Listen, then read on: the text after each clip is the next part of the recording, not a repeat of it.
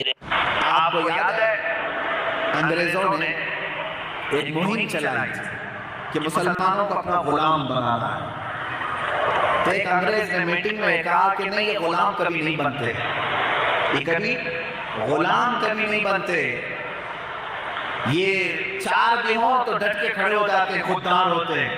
تو انگریز نے کیا کہا جانتے ہیں؟ وہ بھی علامہ اقبال نے اپنے اشعار میں اس کو پیو دیا ہے. انہوں نے کہا، انگریز نے کہا کہ یہ فاقہ کش موت سے ڈرتا نہیں ذرا. یہ فاقہ کش ہے. فاقہ کش کس کو کہتے ہیں؟ بھوکا رہتا ہے، پیاسا رہتا ہے، لیکن مرنے سے ڈرتا ہی نہیں ہے. اس کا علاج کیا کریں؟ کیسے اس کو خوف زدہ کر دیں، ڈرپوک کیسے بنائیں، اس کو بزدل کیسے کریں گے ہم؟ تو انہی کی زبان میں علامہ اقبال کہتے ہیں، یہ فاقہ کش موت سے ڈرتا نہیں ذرا، روح محمدی اس کے بدن سے نکال دو، روح محمدی اس کے بدن سے نکال دو. عرب کو دے کر عجم کے تخیلات، اسلام کو حجاز و یمن سے نکال دو. انگریزوں نے کہا تھا کلچر ان کو ہمارا دے دینا، طور طریقے ان کو ہمارے دے دینا، اور اسلام کو یمن سے، حجاز سے، سب جگہ سے نکال دینا. میں آج خود سعودی عرب میں جا کر دیکھ رہا ہوں اسلام کہاں ہے، نہیں مل رہا ہے، نہ شہزادوں میں، نہ بادشاہوں میں، نہ کعبے کی اماموں میں. اسلام وہاں سے بھی غائب. یہود نے یہ کہا تھا عرب کو دے کر عجم کے تخیلات، اسلام کو حجاز و یمن سے نکال دو. یہ فاقہ کش موت سے ڈرتا نہیں ذرا، روح محمدی اس کے بدن سے. ایک انگریز نے پوچھا کیسے نکالیں اس کے اندر سے، یہ کیسے نکلے گی روح محمدی اس کے جسم؟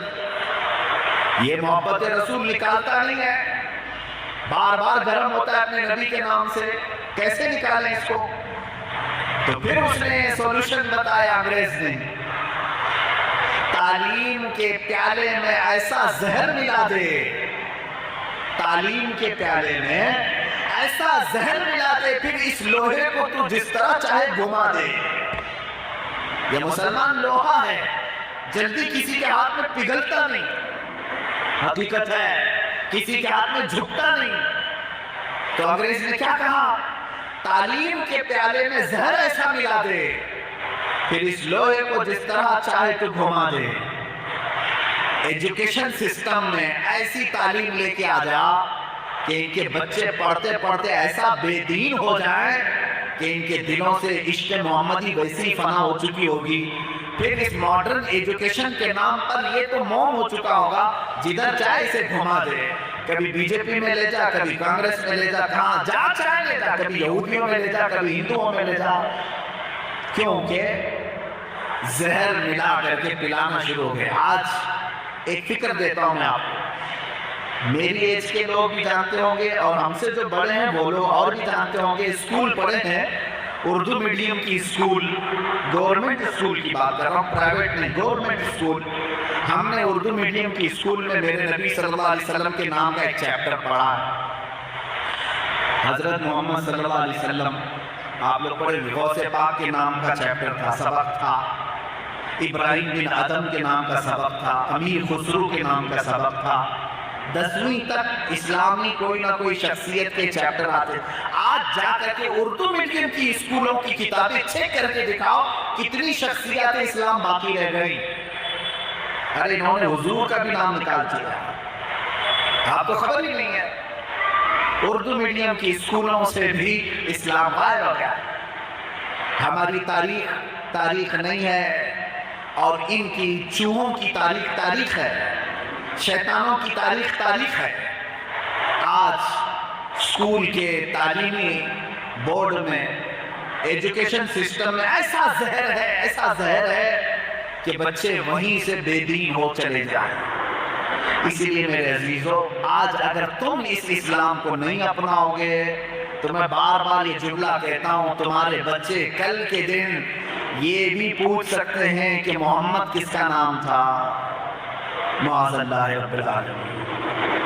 یہ اسلام ہماری شکایت میرے نبی کے دربار میں جا کر ضرور کرے گا. اے اللہ کے رسول، آپ نے مجھے پوری دنیا میں پھیلانے کے لیے پتھر کھائے، اپنے عزیز چچا کا چبایا ہوا کلیجہ دیکھا، اپنے نونہال نواسوں کا خون بکھیر دیا۔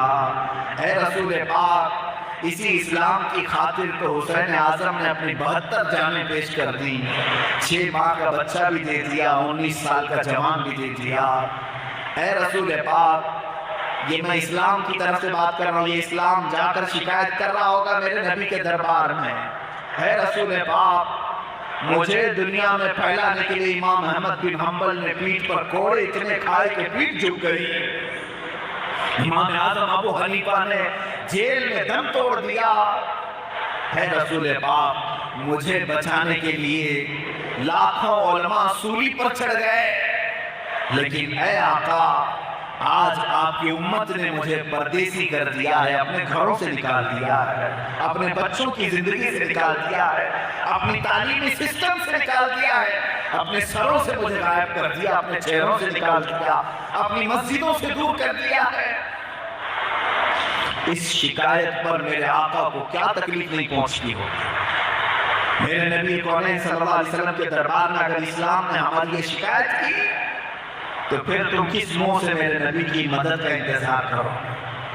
میں بس اتنا کہنا چاہوں گا، اے جوانوں، تمہارے پاس وقت بہت کم ہے، جتنی زندگی باقی ہے اس میں آ جاؤ، میرے نبی کی زندگی کو اپنا لو۔ دنیا کی زندگی دھوکہ ہے، دھوکہ۔ جتنے دن بھی جیو گے یہ تمہیں مار ڈالے گی، عیاش بنائے گی، بے عزت کرے گی، ذلیل کرے گی یہ دنیا تمہیں نشے کے عادی بنا دے گی۔ نشہ کر کر کے تم نے کس کا نقصان کیا؟ خود اپنے آپ کو تباہ کیا، اپنے آپ کو برباد کیا۔ نشہ کر کر کے تم نے اللہ کا دیا ہوا اتنا بہترین جسم، اتنی بہترین روح کو جہنم کے قابل بنا دیا۔ کس کا نقصان کر رہے ہو؟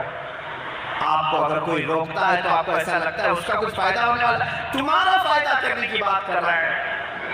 یہ دنیا تمہیں عیاش بنائے گی، سارے لوگوں کی نظروں میں ذلیل تو بنائے گی، تمہیں ٹھوکروں پر پوری زندگی گزارنے پر مجبور تو کرے گی، لیکن عیش اور سکون کا ایک لمحہ بھی تمہیں قبر میں نہیں دے سکے گی۔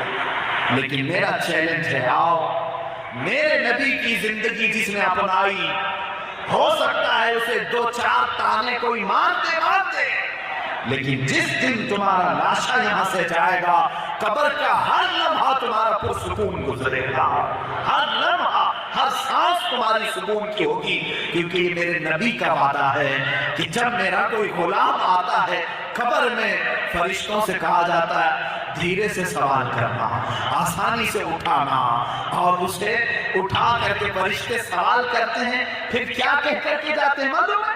کیا کہہ کر کے جاتے ہیں؟